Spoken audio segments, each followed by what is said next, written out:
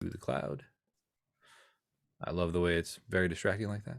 I had to top off my coffee before we get started here. Of course, no, not a problem, Chuck. Wow, you are popular in the morning. All right, today our first speech and our last speech is going to be by JohnR. His introduction says, "How do you talk about past relationships?" Today, JohnR will be giving a speech on how he is trying to navigate story time with new folks. He will pontificate for a bit and give us some edification on how we might create healthier internal narratives around our pasts. Please join me in welcoming on this bright morning, JohnR. So I was sitting down having an invention night with a good buddy of mine where we're trying to work on some ideas and flesh them out and move forward with something that's been holding me back for years, is trying to pursue my dream. And with it, we tend to spiral off into different stories. And we're talking about this, we're talking about that. And then he hits me with this nugget of wisdom passed on from a coworker of his that stopped me in my tracks. I had to think for a solid 5 minutes of silence. I was like, dude, it just hit me like a tidal wave. His coworker was talking with him, and my friend went, "Oh yeah, my ex and I did this." And the coworker went, "Hey, you mean your friend and you did this?" And my buddy had the tidal wave hit him. Everybody you were in a relationship with, you were in a relationship with them because they were your friend, most likely. There are some exceptions to this. There's always exceptions to every rule. But the idea was that you were with this person for really good, valid reasons, for usually an extended period of time. And then for one reason or another, you went your separate ways. They become an ex-partner, ex-boyfriend, ex-girlfriend, ex-whatever. But they were a part of your life, and there was a reason for that, because you chose to be with them. Now, fast forward to the present, you have this history with these people. And if you bring the history that you were an ex, or that they are an ex, that you were with this person, to a new story. So if you're talking to somebody who's never met this person before, you're painting a picture of an experience. Oh, we're going rafting. So an ex and I went rafting with her family. Well, a friend and I went rafting together. You don't need to know that that friend was an ex if you're a new person hearing this story. It doesn't really add much to you. Maybe in your mind it adds a little bit of context of why we were so close. But changing that narrative from my ex-girlfriend and I went on a rafting trip to my friend and I went on a rafting trip. You as an audience member, you as a listener, it doesn't matter to you. You don't need all the baggage that I have with that person to be pulled into the story. That just adds unnecessary detail. Instead, you want to hear about the story. And on that story, we went as a group, went with her family, and we went rafting down the Green River in Utah, just before it joins up with the Colorado River and then goes into the Grand Canyon. This huge, amazing, beautiful river slicing through these canyons and this amazing rock with petroglyphs all along the side, and 105-degree weather with 70-ish degree water that you could hop in and out and cool yourself off. It was 12 days of bliss and serenity as we flowed down this majestic, amazing river. That's the story that matters, not that I did that with an ex of mine. So I'm a storyteller. I love sharing stories. I love hearing stories, and I love exchanging them with people. But with them, I realize sometimes I add extra details that don't matter. They detract from the story themselves, the story itself. They help the audience know maybe too much. And going and fleshing out all of the little details behind it, sometimes the message is lost. Trying to keep with the KISS method, the keep it simple speaker method, is one I guess, change of that acronym. So to figure out the right edification of what you should share, what is an overshare with an audience? We don't normally go into the personal details of what happens, say, in a bedroom or other places with most people, most audiences. Sometimes it's relevant, sometimes it works, but that's something that's kept away. Your history with your ex, your history with a partner that you had, your friend that you had, that doesn't necessarily need to get drawn into it. Now, for you as a person too, if you're thinking back on these stories and you bring up that you did this with an ex, that can automatically trigger the memories you have with that person. And I've seen this in myself, and I've seen this with other people. As they tell a story, they mention my ex, and you have like a half second, maybe a second, maybe more of a pause as they flip through their memory lane. They go back in time, and sometimes you can see the physical trauma that their body goes through with thinking about that. And that taints the story. That changes the perspective in their mind.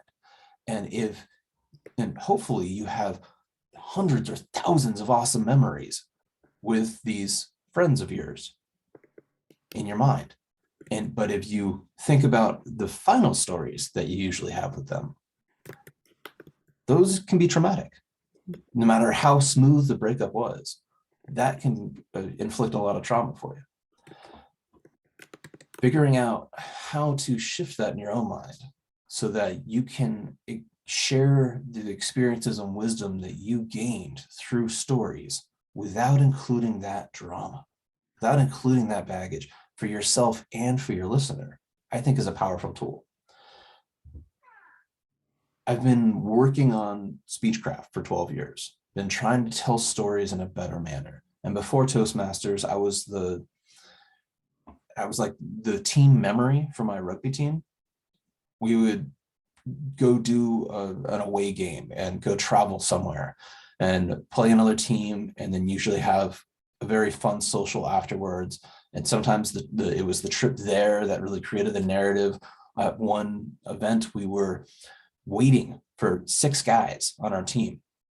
We're about to start a tournament. We're waiting for him, trying to get a hold of him, cell contact, couldn't figure it out, and trying to we're desperate for him. They're a third of our team trying to get ready for a big game. And then they finally show up 5 minutes before the game. We're already warmed up, and they jump out of the van and they run, get ready. And then we have the referee delay the game for 3 minutes for them. And then we start the game. Well, that's created a big question mark on our minds. Why are they so late? They should have been there like 3 hours before. Well, they're driving up the highway and they hit a cow in the middle of the night on the interstate with the mirror of the van and killed this cow, and then stopped and had to wait for law enforcement to show up, and all of this crazy drama. That's the type of story that is worth remembering. And I would create the narrative around it. But how much detail is needed? Oh, we had people late for a game and they finally made it on time. Ish. That's enough for you to know. But that background story behind the why and the how. Well, somebody cut a fence. Cow got out, or cow jumped over a fence. Who knew? And the cow's life was ended. Their day was wrecked. The van was wrecked. All of these things are a part of it. So figuring out what's the detail that you want to add to a story. Now, for your own past trauma, for your own past experiences, for your own past baggage, what is important? Is it the final end that you did with this person? Or is it all of the really cool adventures you had along the way? What is important in your mind? What is occupying your neurons? What is coming up for you? I know for me, I've had I'm a serial monogamist, I guess, put it that way, just multiple relationships, one after another. And I was trying to find my partner, and I have, which is wonderful. And I'm really happy about it. But I've shared all these experiences with my past friends. And that is part of me. Those experiences are a part of what I've done. And the vast majority of those were amazingly positive experiences. Awesome, cool adventures, and also just chill days of hanging out. I'm trying in my mind to reframe those experiences to be much more positive. I'm trying to look back on positive events. I don't know how many of you have heard the 1 to 10 ratio. It's kind of like Pareto's law in reverse. You remember bad experiences 10 times more strongly than you do good. So it's very easy for us to think back upon all the bad things that have happened, but do you think back upon all the good things that have happened too? And how do those balance out on the scales? So if you have 100 good things and 10 bad things, they tend to balance out about in your mind. So how do we adjust that scale? Hopefully we give more weight to the good, because they should have the at least equivalent weight to the bad. How do we figure out the means to access those as positive memories? I think part of it just might be how we tell those stories about ourselves to ourselves inside of our minds, always, all of the time. That's a bastardized quote from Patrick Rothfuss, Name of the Wind. One of my favorite quotes that was shared to me by Michelle Perino in here in Down Patrol years and years ago, probably 7 years ago now, 6 years ago. So for my final point, you shape the stories that you tell.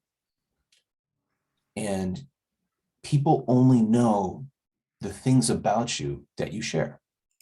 So it may be through a resume, it may be through an exchange like we have right here, or it may be you telling them stories in person. They create the avatar of you based upon the stories you share. They also create the avatar of you based upon how they experience life with you. Now, within that avatar are thousands, potentially hundreds of thousands of other avatars, as you share stories about the people you have lived life with, the people you have experienced and experienced things with, and the lessons you learned from them. So you have the power to shape those avatars within the minds of your audience. You have the power to shape that by what you share.